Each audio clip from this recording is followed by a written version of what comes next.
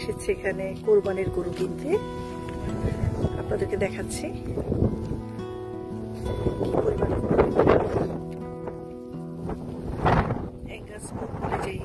গরুগুলা খুব সবাই বলে যে এটা খুব ভালো মাংস, খুব স্বাদের। সেই ধরনের গরু আছে।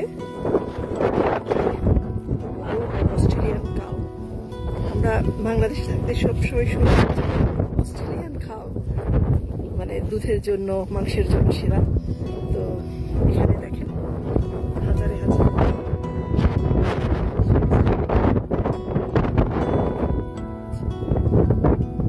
অনেকগুলো ফার্ম আছে অস্ট্রেলিয়াতে। তো আমরা আজকে এসেছি সেরকমই একটা ফার্মে, যেখান থেকে আমরা কোরবানির গরুটা পছন্দ করবো। তো আপনারা দেখেন, এখানে আমি কাছ থেকে দেখাচ্ছি গরুগুলো যদি সরে যাচ্ছে, আমি কাছাকাছি যাওয়াতে আপনাদেরকে দেখাচ্ছি যে ওরা কি খায়। ওরা হচ্ছে এখানে খড়, অনেকটা খৈল বলে যেটাকে আমাদের দেশে, সে খৈল, আলু এরকম ভাবে লাইন দিয়ে বেছানো আছে। তো ওরা ওগুলো খাচ্ছে। যে দেখেন, আমি আপনাদেরকে দেখাচ্ছি অনেক বড় বড় গরু।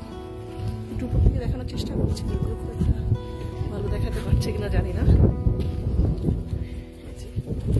বেশিরভাগ গরুই হচ্ছে কালো রঙের, সেটা দেখতে পাচ্ছি। দেখেন এখানে বেশ কিছু ঘরও আছে, আমরা গাড়ি নিয়ে এসেছি। একটা শেড দেখা যাচ্ছে, ওই যে ওখানে একটা গাড়ি দিয়ে ওখানে বেশ কিছু যে ফার্মের কাজ চলতেছে, ওরা হয়তো মাটি পরিবর্তন করতেছে।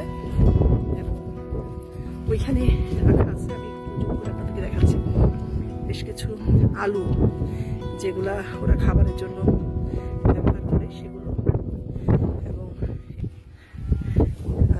গমের যে গাছটা যেটা সেটা রাখা আছে। ওখানে একটা শেড রাখা আছে।